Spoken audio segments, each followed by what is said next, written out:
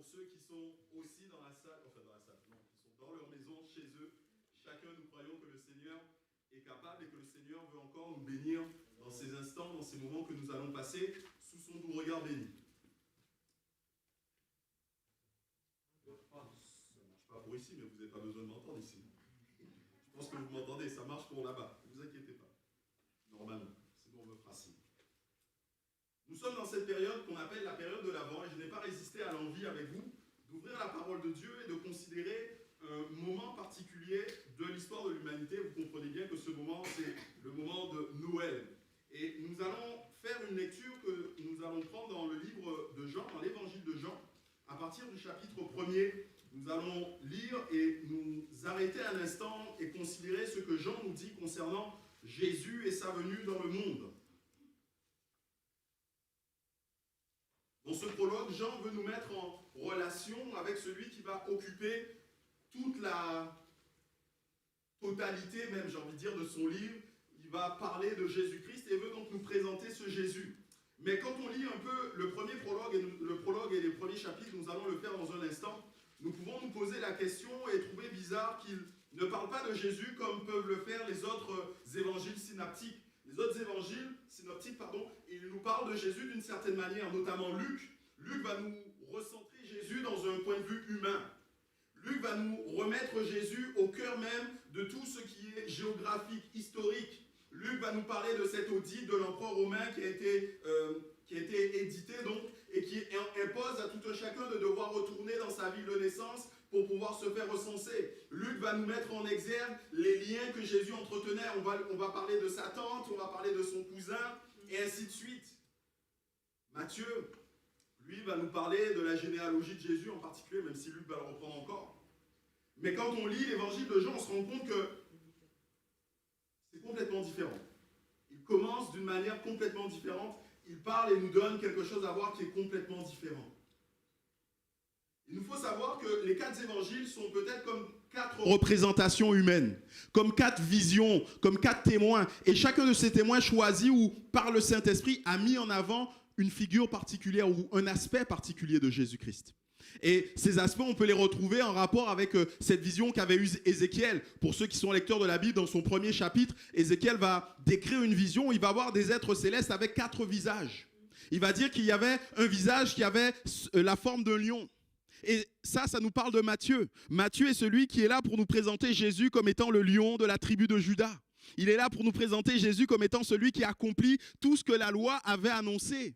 Et c'est pour ça que vous trouvez souvent dans le livre de Matthieu, ainsi qu'il était dit dans la loi. Il est question aussi dans la prophétie d'Ézéchiel, de ce visage humain. Et là, ça nous parle de Luc. Luc nous présente Jésus comme le Fils de l'homme. Je crois même que c'est dans l'évangile de Luc qu'on trouve le plus cette expression, le Fils de l'homme. Et il nous présente Jésus comme étant celui qui avait des liens avec les autres, j'en ai parlé tout à l'heure. Il nous présente Jésus comme dormant, comme mangeant et ainsi de suite, parce qu'il était pleinement humain. Et il y a enfin Marc, cette 3e figure qui nous parle du bœuf. Et Marc nous présente Jésus comme étant ce travailleur infatigable. Celui qui est toujours à l'action. Marc ne s'arrête pas beaucoup sur les discours de Jésus, mais va nous parler des actions de Jésus. Et aussitôt, on a l'impression que l'évangile de Marc s'enchaîne comme ça, qu'il n'y a jamais d'arrêt. Parce que Jésus est ce travailleur infatigable. Et il y a enfin cette dernière représentation, ce dernier visage qui est l'aigle. Et celui-là est différent de tous les autres. Tous les autres sont des animaux terrestres. Tous les autres ont les pieds bien plantés dans le sol. Mais l'aigle vient du ciel. Et Jean est celui qui est venu nous démontrer que Jésus-Christ est le Fils de Dieu venu du ciel. Et nous faisons cette lecture. Nous n'allons pas lire tout le prologue. On pourrait le lire. Il est très intéressant. Mais nous allons lire juste quelques versets. Au commencement, à partir du verset 1er, Jean 1, verset 1er, au commencement était la parole. Et la parole était avec Dieu. Et la parole était Dieu. Elle était au commencement avec Dieu. Toutes choses ont été faites par elle, et rien de ce qui a été fait n'a été fait sans elle. Et nous allons sauter et passer au verset 14. Et la parole a été faite chair, et elle a habité parmi nous pleine de grâce et de vérité. Et nous avons contemplé sa gloire, une gloire comme la gloire du Fils unique venu du Père. Jean lui a rendu témoignage et s'est écrié, c'est lui dont j'ai dit, celui qui vient après moi m'a précédé, car il était avant moi. Et nous avons tous reçu sa plénitude, et grâce pour grâce. Car la loi a été donnée par Moïse, la grâce et la vérité sont venues par Jésus-Christ. Personne n'a vu Dieu, le Fils unique qui est dans le sein du Père, et celui qui l'a fait connaître. Amen. Ici, bien sûr, Jean, à partir du verset 14 que nous avons lu, et la parole a été faite chair, elle a habité parmi nous pleine de grâce et de vérité, nous parle de ce qu'est l'incarnation de Jésus-Christ qui vient naître sous forme humaine. Mais contrairement à tous les autres, il va nous parler de Jésus d'une autre manière. Les autres pouvaient s'arrêter et se tenir. Luc, par exemple, il dit « J'ai fait des études ». Il écrit en fait le livre de Luc, l'évangile de Luc, c'est un livre qu'a écrit Luc pour Théophile, un éminent romain, pour lui parler de Jésus-Christ. Et donc il a fait des recherches, Luc. Et il dit, avec toutes les recherches que j'ai faites, voilà ce que je peux te dire. Voilà ce qui s'est passé. Voilà, c'était à telle époque. Mais ici, Jean ne s'appuie pas sur des époques humaines, ne s'appuie pas sur des documents humains. Il ne s'appuie même pas sur des témoignages humains. On voit, il commence son évangile par « Au commencement était la parole ». Quand on lit ces premiers mots, cela nous renvoie immanquablement à ce premier livre de la Bible, le livre de la Genèse, qui commence exactement pareil. Au commencement était Dieu. Il commence exactement pareil. Il y a un moment dans l'éternité où Dieu a décidé d'agir, où Dieu a décidé de créer. Et là, on se rend compte que c'est exactement la même chose. Et donc, les lecteurs juifs à l'époque, lorsqu'ils entendent et lorsqu'ils lisent ce passage, cela les renvoie automatiquement au livre de la Genèse. Ils savent où ils sont. Et Jean ne peut pas avoir tenu ça d'un homme parce qu'il n'y avait personne à cette époque. La création n'existait pas. Aucun homme n'avait été créé. Il tient ça tout simplement du Saint-Esprit. Et Jean dira à la fin de son livre, dans le chapitre 20, si je ne me trompe pas, il dira que toutes ces choses ont été écrites afin que vous croyiez que Jésus-Christ est le Fils de Dieu. Toutes ces choses ont été écrites afin que vous croyiez que Jésus-Christ est le Fils de Dieu. Mais nous allons nous arrêter sur ce et la manière dont il nous parle de Jésus-Christ. Dans ces premiers versets que nous avons lus. Au commencement, oui, mais au commencement était la parole. Et là, Jean veut tout simplement comme planter le décor et veut nous présenter l'envoyé de Dieu, le Messie. Et il nous le présente comme étant la parole. Au commencement était la parole. Il y a beaucoup de titres, de qualificatifs qui sont utilisés pour décrire le Messie, l'envoyé de Dieu. Et nous sommes dans cette période de l'Avent, et si vous êtes comme moi, souvent dans cette période, je prends le temps de relire tous ces passages qui nous annoncent la venue du Messie. Et il y en a un que j'ai lu il n'y a pas très longtemps, Ésaïe 9. On l'appellera admirable conseiller, Père éternel, Prince de la paix, il en manque un, Dieu puissant. El Shaddai, oui, ça c'est le nom de Dieu. Et il y a tellement de noms qui sont donnés comme ça pour Jésus-Christ. Il y a tellement de noms qu'on pourrait considérer. Mais là, il y a ce nom qui, à ma connaissance, je crois qu'il n'est pas repris ailleurs. En tout cas, c'est la première fois qu'il est pris, la parole. Pourquoi est-ce que Jean nous présente Jésus comme étant la parole? Tout simplement parce que la parole est indispensable.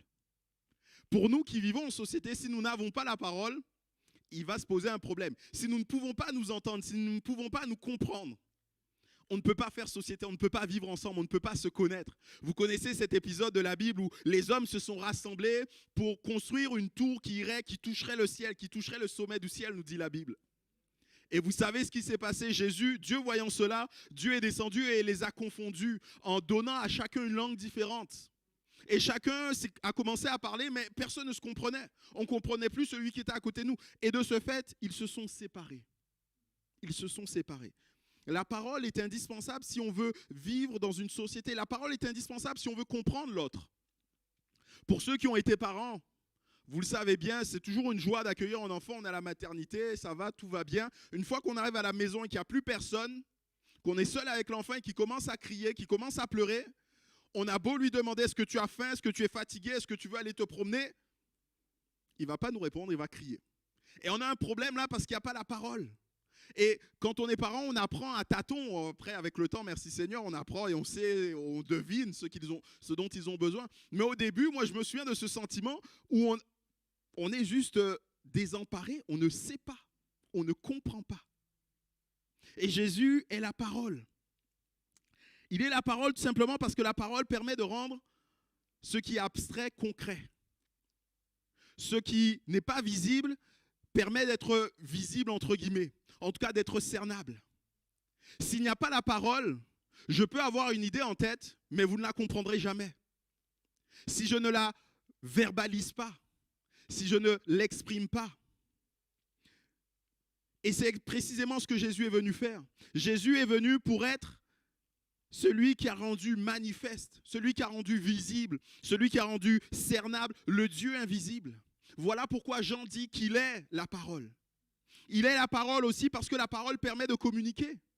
C'est parce qu'on peut chacun les uns et les autres utiliser des mots qu'on arrive à communiquer, qu'on arrive à s'entendre, qu'on arrive à se comprendre. Et c'est exactement là aussi ce que Jésus est venu faire. Les mots nous permettent d'échanger entre les personnes et Jésus est quelque part comme le transmetteur de Dieu. Il est la voix de Dieu pour nous. Au travers de Jésus-Christ, il nous communique ce qui vient de Dieu.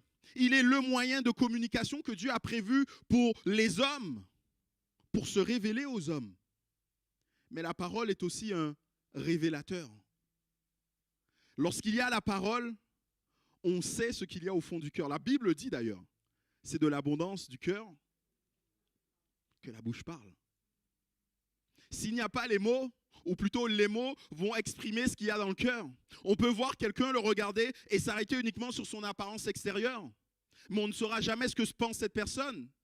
Et c'est pour ça qu'on peut croiser tellement de personnes dans le monde et sans se rendre compte que ces personnes sont en difficulté.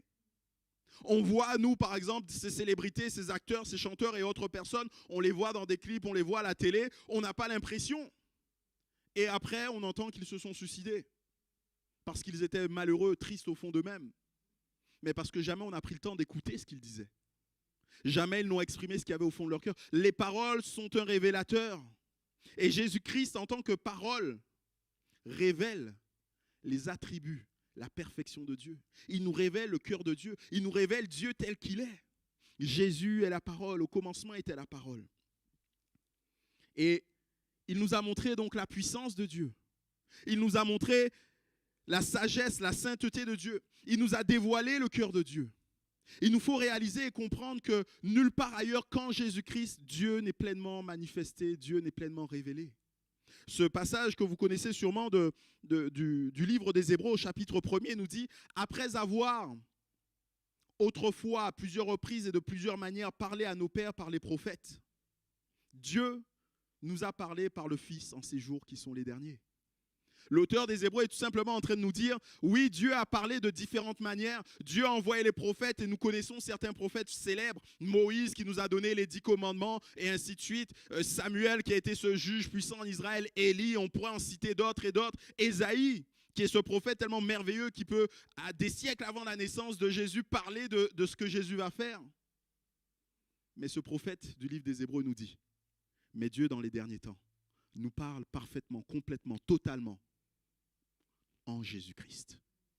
Jésus-Christ est le Verbe. Jésus-Christ est la parole. Mais il ne s'arrête pas là, Jean. Au commencement était la parole, nous l'avons lu. Mais juste après, il dit, la parole était avec Dieu. Et là, il veut nous parler de la proximité de la parole. Si la parole est à même de nous révéler Dieu, si la parole est à même de nous communiquer Dieu, si la parole est à même de nous permettre de voir le cœur même de Dieu, c'est tout simplement parce que la parole est proche de Dieu. La parole était avec Dieu et cela nous parle d'accompagnement, cela nous parle de relation. Cela nous dit qu'il y avait quelque chose d'indissociable entre la parole et Dieu. Le mot « avec » dans ce contexte ne nous parle pas juste de proximité géographique, mais nous parle vraiment de relation profonde, de communion.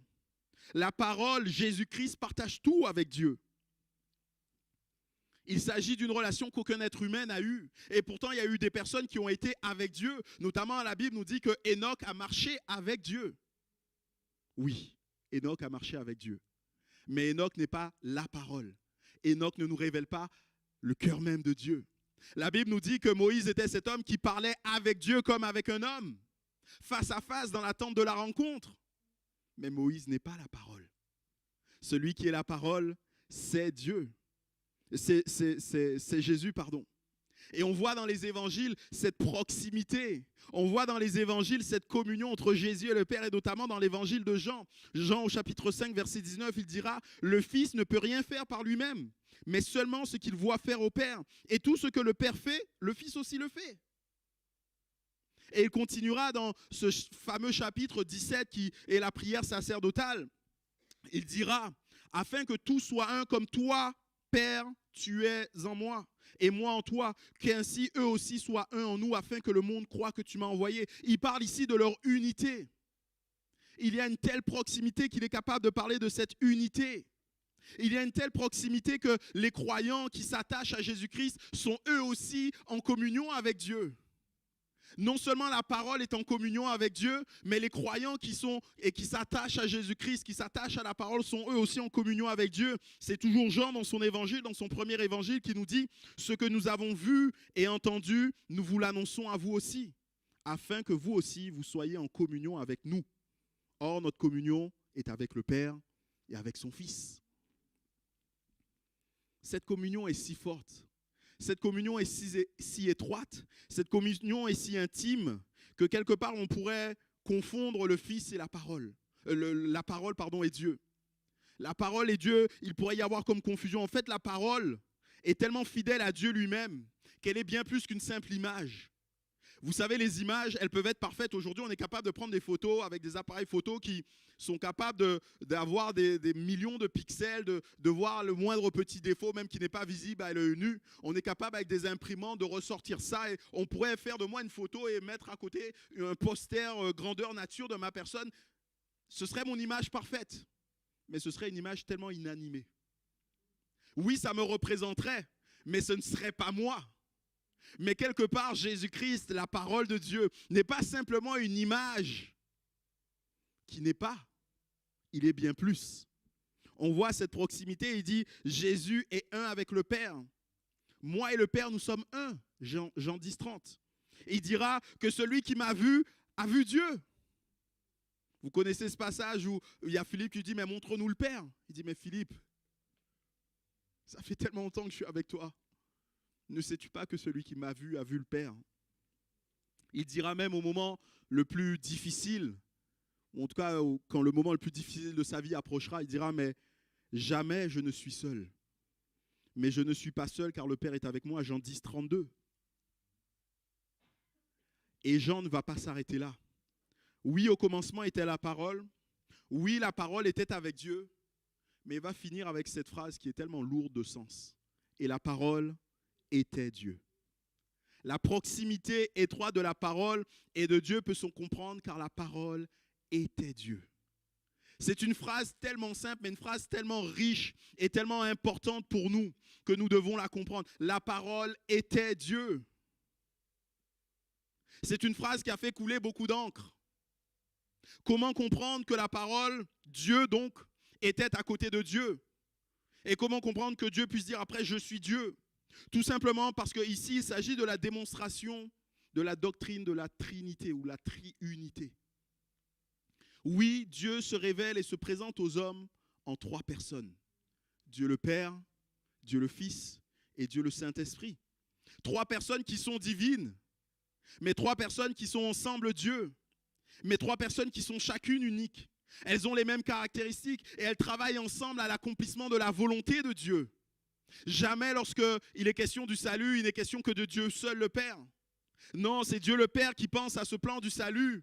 Dieu le Fils qui dit, mais voici, fais-moi un corps, j'accepte de venir et de mourir pour ces hommes que tu aimes, Père. Et Dieu le Saint-Esprit qui, même aujourd'hui, 2000 ans après, est encore celui qui convainc nos cœurs que le sacrifice de Dieu le Fils nous réconcilie avec Dieu le Père. Ils travaillent toujours ensemble. Ils sont toujours les mêmes ensemble. Certains ont refusé de voir Jésus comme Dieu. Et vous les connaissez, vous en avez entendu parler. Certains vont triturer la Bible, parce que c'est le cas de le dire, vont changer les mots ici, vont rajouter des mots. Mais la Bible est claire. Au commencement était la parole était avec Dieu, et la parole était Dieu. La parole était Dieu. Il ne nous faut pas détourner les yeux de cette vérité. Certains diront que Jésus était un grand faiseur de miracles, et ils ont raison. Certains diront que Jésus était un grand enseignant et ils auront encore et toujours raison. Et on pourra dire beaucoup de choses de Jésus. Mais par-dessus toutes les choses qu'on pourrait dire de Jésus, il y a une vérité que nous ne voulons jamais oublier, que nous voulons proclamer en tout temps. Jésus est Dieu. La parole est Dieu. Jésus reste Dieu. Et comme pour enfoncer le clou, Jean va nous décrire la relation de la parole avec la création, comme pour nous démontrer, nous certifier que oui, la parole est Dieu. Au verset 2, elle était au commencement avec Dieu et toute chose a été faite par elle. Rien de ce qui a été fait n'a été fait sans elle. Jésus était déjà là au commencement. Jésus était déjà là avant que tout existe. Tout a été créé par lui. Jésus n'a pas été créé, non, il est le créateur de toutes choses. Et tout ce qui existe, tout ce qui a la vie, a été créé par la parole. Ceci inclut les hommes, vous et moi, ceci inclut les animaux, ceci inclut les plantes, ceci inclut la planète. Tout a été créé par Jésus-Christ, par la parole. Si une chose existe, c'est parce que la parole l'a amené à l'existence. Et c'est exactement ce que nous trouvons dans toute la Bible. Peut-être n'avez-vous pas fait attention, mais lorsqu'on lit la parole de Dieu, Genèse chapitre 1er, verset 3 si je ne me trompe pas, et Dieu dit que la lumière soit. Là, il est question déjà de la parole de Dieu. C'est par sa parole que tout a été créé. Psaume 33, verset 6 nous dit « Les cieux ont été faits par la parole de l'Éternel et toute leur armée par le souffle de sa bouche. » Et Colossiens 1, verset 16 « Car en lui, tout a été créé. Tout a été créé par lui et pour lui. » Il est le créateur de tout. Et en tant que créateur, il est normal de réaliser, de comprendre qu'il est supérieur à toute la création. Tout lui est soumis, tout est sous ses pieds. Il est le souteneur de la vie. Alors je ne sais pas si c'est un mot français, j'ai cherché comment le dire, mais le souteneur de la vie, c'est lui qui tient la vie. Si on enlève Jésus, si on enlève la parole de l'équation de la vie, il n'y a plus rien. C'est ce que nous dit toujours Colossiens chapitre 1, verset 17. Il est avant toute chose et toute chose subsiste en lui. Ce qui est essentiel et indispensable à la vie de toute chose, ce n'est pas l'oxygène, ce n'est pas l'eau ou que sais-je encore, c'est Jésus-Christ. Si on enlève Jésus-Christ, il n'y a plus rien qui existe, il n'y a plus rien qui vit. Et il est Seigneur de toutes choses. C'est Philippiens chapitre 2, versets 10 à 11. Afin qu'au nom de Jésus, tout genou fléchisse dans les cieux, sur la terre et sous la terre, et que toute langue confesse que Jésus-Christ est Seigneur, à la gloire de Dieu le Père. Que tout s'incline devant lui qui est Seigneur. Au commencement était la parole. Pourquoi commencer un message de Noël avec ces mots? Au commencement était la parole. Tout simplement parce que il nous faut comprendre ce que sont ces moments que nous vivons. Ces moments qui nous rappellent la naissance de Jésus-Christ. Il nous faut comprendre qui est cet enfant qui est couché dans la crèche. Il nous faut comprendre que l'existence de cet enfant ne remonte pas à ce moment précis où il est né, mais remonte bien avant la fondation du monde. Tout simplement, il nous faut comprendre que la parole est Dieu et que Dieu a accepté de se faire homme, de venir sous forme humaine, charnelle. Et la parole a été faite chair, elle a habité parmi nous pleine de grâce et de vérité, et nous avons contemplé sa gloire. Une gloire comme la gloire du Père, du Fils unique venu du Père. Il est important de ressaisir ces choses. Noël n'est pas la fête des enfants. Noël n'est pas la fête de la famille. Sûrement comme moi, vous avez écouté notre Premier ministre qui parlait des restrictions qui seront faites pour les fêtes de Noël, et il a beaucoup mis l'accent sur le fait que Noël était une fête familiale. Mais Noël n'est pas la fête de la famille. Noël, ce n'est pas toute cette société consumériste que nous voyons ici et là. L'histoire de Noël n'est pas simplement un homme de plus qui naît dans le monde. L'histoire de Noël, c'est Dieu qui revêt notre humanité. C'est Dieu tout-puissant, infini, grand, merveilleux, et on pourrait rajouter encore et encore des adjectifs, qui choisit de se réduire quelque part en forme humaine. Dieu est devenu quelque chose qu'il n'avait jamais été. sans cesser d'être ce qu'il a toujours été. Dieu était la parole, Dieu était Dieu, il est resté Dieu, mais il est devenu humain pour nous. On pourrait se poser légitimement la question, mais comment est-ce que cela est possible? Comment est-ce que Dieu, si grand, infini, peut se faire si petit dans l'humanité? C'est vrai que ce sont des choses et des questions qu'on pourrait continuer à poser. La Bible ne nous donne pas beaucoup d'indications. Le peu d'indications que la Bible nous donne, c'est que Jésus-Christ a tout simplement endossé notre humanité. Il a accepté de vivre pendant un temps comme un homme, avec toutes les limitations que cela imposait. Il s'est dépouillé de ses attributs divins, c'est Paul qui dira aux Philippiens, mais il s'est dépouillé lui-même en prenant la forme d'un serviteur, en devenant semblable aux hommes, et il a paru pour un vrai homme. Ça veut dire que pendant un moment, Jésus-Christ a accepté de se défaire de ses attributs divins. Pendant un moment, Jésus-Christ a accepté de ne pas recourir à tous ses attributs divins. Mais cela ne veut pas dire qu'il ait changé de nature. Il est resté Dieu. Il était toujours de nature divine. Mais il était à la fois pleinement homme et à la fois pleinement Dieu. Il s'est juste, pendant un temps, pendant son temps de la vie ici-bas, il s'est juste dépouillé de certains attributs. Il était pleinement homme et pleinement Dieu. C'est le mystère de l'incarnation. La Bible ne nous l'explique pas, la Bible ne nous le dit pas, on ne peut pas le comprendre. Et lorsqu'on cherche à y réfléchir nous concernant nous-mêmes, on se dit, mais moi je suis homme, mais je ne suis pas pleinement Dieu. Comment Jésus pouvait-il être pleinement homme et pleinement Dieu? Je ne saurais vous l'expliquer. Mais une chose est sûre, c'est que la Bible nous l'affirme. Et la Bible nous affirme aussi que c'était indispensable qu'il en soit ainsi. Car il fallait que Dieu soit lui-même celui qui nous réconcilie avec lui-même. Un homme ne pouvait pas nous amener à être réconciliés avec Dieu. Un homme ne peut pas nous amener à avoir nos péchés pardonnés. Il fallait que ce soit Dieu lui-même qui nous réconcilie avec Dieu. Il fallait que ce soit Dieu lui-même qui pardonne nos péchés. Mais il fallait aussi que ce soit un homme qui, comme nous, connaisse les mêmes tourments et paye le prix de notre péché. Jésus était pleinement homme et pleinement Dieu. Comment a-t-il revêtu notre humanité? Je vous l'ai dit, on ne le sait pas. Mais l'important n'est pas là. L'important est plutôt pourquoi a-t-il revêtu notre humanité? Et dans ce texte que nous avons lu, il nous est dit la parole a habité parmi nous. Le mot habiter ici est tout simplement le mot qu'on utilise pour dresser une tente. Et il nous est dit que la parole a dressé une tente parmi nous. Et quand on entend ce terme, c'est le terme qui renvoie au tabernacle, le fait que Dieu avait dressé une tente, avait ordonné à Moïse de dresser une tente au milieu même du peuple, pour être avec le peuple, pour vivre avec le peuple, pour que le peuple connaisse Dieu. Et c'est exactement ce que Dieu veut. S'il vient installer une tente, au milieu des êtres humains, c'est tout simplement pour être proche des hommes.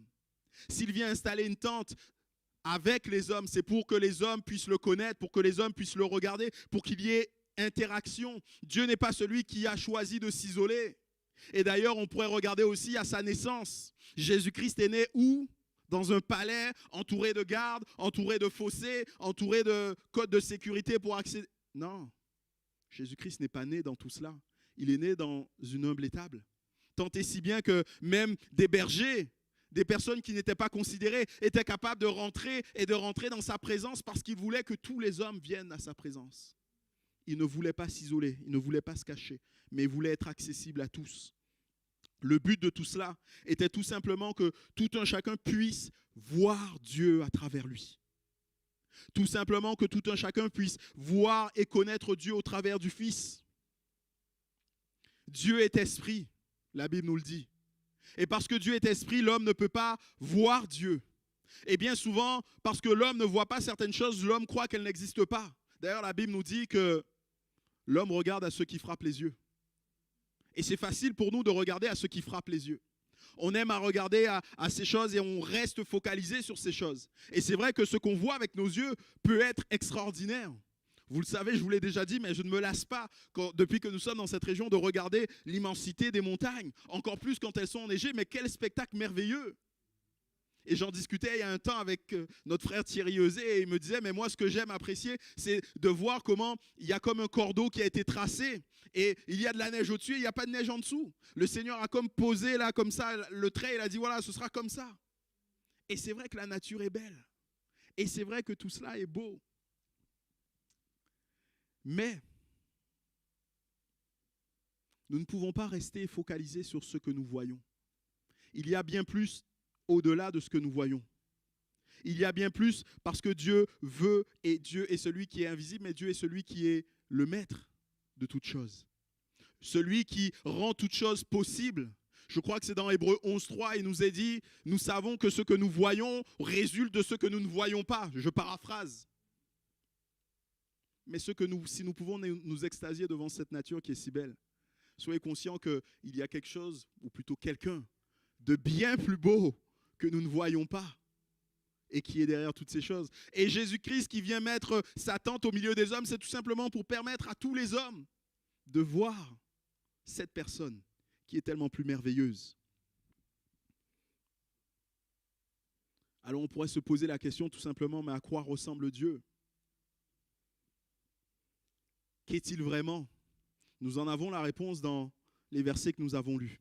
Et la parole a été faite chair, et elle a habité parmi nous pleine de grâce et de vérité. Et nous avons contemplé sa gloire, une gloire comme la gloire du Fils unique venu du Père. Et au verset 17, car la loi a été donnée par Moïse, la grâce et la vérité sont venues par Jésus-Christ. On pourrait se poser la question de à quoi ressemble Jésus? La gloire, nous avons contemplé sa gloire, il nous est dit. La gloire réfère et nous parle toujours de la personnalité, l'essence même de Dieu. Vous connaissez sûrement ce passage du livre d'Exode au chapitre 33 et 34 où Moïse dit à Dieu, fais-moi voir ta gloire. Fais-moi voir ta gloire. Et nous savons comment ça s'est passé à ce moment-là. Moïse n'a pas pu voir la gloire de Dieu.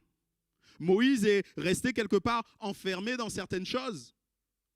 Parce que l'homme ne peut pas voir la gloire de Dieu et vivre. Mais nous avons contemplé la gloire de Dieu. Au travers de Jésus-Christ, nous avons la possibilité de voir la gloire de Dieu.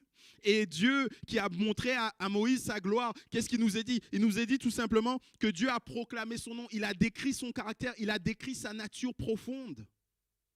Vous vous souvenez de ces passages? Dieu est miséricordieux, lent à la colère, compatissant. Il s'est décrit, juste exprimé la personne qu'il était.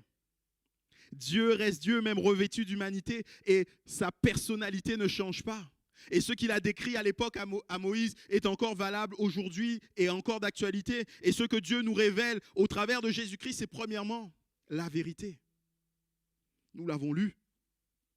Verset 14, je renvoie encore à ce verset. Et la parole a été faite chair, elle habitait parmi nous pleine de grâce et de vérité. La première des choses que Dieu révèle à l'humanité, c'est qu'il est vrai. C'est-à-dire qu'il existe, qu'il est présent. L'homme va s'arrêter, je le disais tout à l'heure, à ce qui frappe les yeux, mais Dieu veut l'amener à réaliser, à comprendre qu'il y a bien de choses au-delà de tout ça. Et pour vous citer ce verset d'Hébreux tout à l'heure que j'ai paraphrasé, il nous est dit, c'est par la foi que nous reconnaissons que l'univers a été formé par la parole de Dieu, en sorte que ce qu'on voit n'a pas été fait de choses visibles, et donc a été fait de choses invisibles. Par la foi, nous saisissons ces choses. Dieu est vrai, Dieu est réalité, et cela implique donc qu'il est la vérité. Si Dieu existe, comprenez bien ce que cela veut dire. Cela veut dire que le monde tel que nous le vivons ne peut pas ou ne doit pas être vécu autrement que comme Dieu l'a vécu, ou comme Dieu veut que nous le vivions. Oula, vous m'avez compris? Si Dieu existe, cela veut dire tout simplement que la manière dont nous avons de vivre doit être la manière que Dieu a prévue pour nous. La manière dont nous comprenons ce monde doit être la manière que Dieu a compris et Dieu veut que nous le comprenions. C'est pour ça que Jésus dira, je suis le chemin, la vérité et la vie. Il est en train de dire qu'il n'y en a pas 36. Pierre ne peut pas avoir la manière de vivre qu'il veut. Paul ne peut pas choisir la manière qu'il veut. Jacques ne peut pas choisir. Non, il n'y en a qu'une seule, c'est celle que Dieu nous donne. Je suis le chemin, la vérité et la vie. Mais Jésus est aussi celui qui nous révèle Dieu plein de grâce. Verset 14 toujours, il a habité parmi nous plein de grâce et de vérité. L'expression de la grâce de Dieu, c'est tout simplement l'expression de l'amour de Dieu. Vous vous souvenez, j'en avais parlé il y a 2 semaines lorsque nous étions encore par Zoom avec ce passage d'Éphésiens 2 où il est question de Dieu qui nous sauve. Et je disais que la grâce, c'est recevoir ce que nous ne méritons pas. La grâce, c'est recevoir un cadeau qu'on ne mérite pas. Et avec Dieu, nous sommes au bénéfice de son amour, alors que nous ne méritons pas son amour. Alors que nous n'avons rien fait, que nous ne pourrions rien faire qui pourra nous amener à mériter l'amour de Dieu. Nous recevons cet amour. La grâce, c'est l'amour de Dieu. Dieu nous prodigue sa bonté à cause de son amour. Réalisons cela, il n'a pas besoin de nous.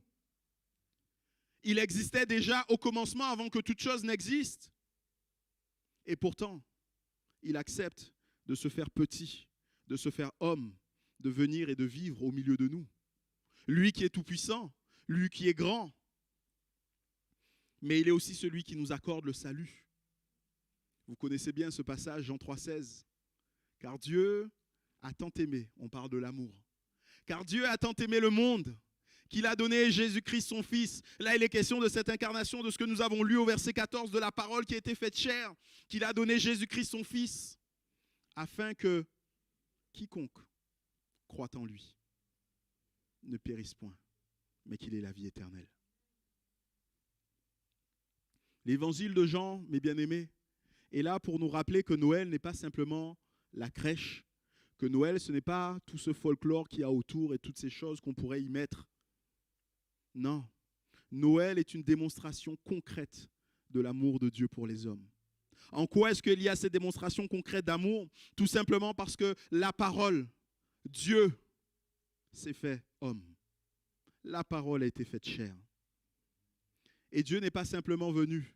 La parole n'est pas simplement venue pour nous permettre de voir et de connaître et de comprendre qui est Dieu. La parole n'est pas venue pour nous donner une certaine connaissance de Dieu, mais elle est venue pour que nous ayons, ou plutôt que nous expérimentions, que nous recevions la grâce de Dieu. Verset 16. Et nous avons tous reçu sa plénitude et grâce pour grâce. Et nous avons tous reçu sa plénitude. Le but, c'était celui-ci. Que nous recevions la grâce. Que nous recevions encore la grâce. Ce Noël, pour vous, pour nous bien-aimés, est encore l'occasion de saisir la grâce de Dieu. Ce Noël est encore pour nous l'occasion de saisir le salut que Dieu nous donne, de saisir le pardon de nos péchés, de saisir la restauration de nos vies, de saisir le fait que Dieu est venu pour enlever toute culpabilité qui est là sur notre conscience, pour nous aider dans nos problèmes, pour nous accompagner tous les jours de notre vie. C'est cela la raison de la venue de Jésus. Jésus qui établit sa tente au milieu de l'humanité, c'est pour être celui qui répond à nos besoins, celui qui nous accompagne, celui qui nous donne la grâce. La parole a été faite chair.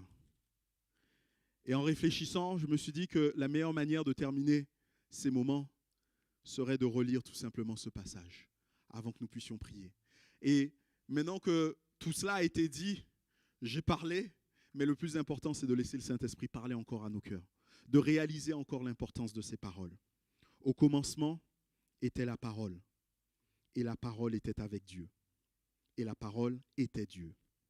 Elle était au commencement avec Dieu, toutes choses ont été faites par elle, et rien de ce qui a été fait n'a été fait sans elle. La parole a été faite chair, et elle a habité parmi nous, pleine de grâce et de vérité. Et nous avons contemplé sa gloire, une gloire comme la gloire du Fils unique venu du Père. Jean lui a rendu témoignage, et s'est écrié, « C'est lui dont j'ai dit, celui qui vient après moi m'a précédé, car il était avant moi. » Et nous avons tous reçu sa plénitude, et grâce pour grâce. Car la loi a été donnée par Moïse, la grâce et la vérité sont venues par Jésus-Christ. Personne n'a jamais vu Dieu, le Fils unique, qui est dans le sein du Père, et celui qui l'a fait connaître. Amen. Seigneur, alors que nous nous tenons là devant ta parole, nous voulons avoir encore cette humilité de reconnaître. Et je veux même moi, Seigneur, te demander pardon pour toutes les fois où peut-être même j'ai lu, Seigneur, ces mots sans en réaliser encore la portée et l'importance. Nous voulons tout à nouveau réaliser que Jésus-Christ est la parole de Dieu. Jésus-Christ est celui qui nous révèle le Père. Que Jésus-Christ était avec le Père dès le commencement. Que Jésus-Christ était même Dieu de tout temps et de toute éternité. Merci Jésus d'être venu et de t'être fait homme pour nous démontrer, pour nous révéler encore la grâce et la vérité. Nous voulons tout simplement maintenant dans nos vies encore, Seigneur, nous accrocher à ce que toi tu nous donnes. vivre ta vérité, Seigneur. Vivre ta grâce. Et je prie, Seigneur, pour que cela soit notre partage, que nous réalisions les uns et les autres que tu es encore celui qui veut nous communiquer la grâce et la vérité. Que seul ton nom soit glorifié, mon roi, mon Père, mon Seigneur. Amen.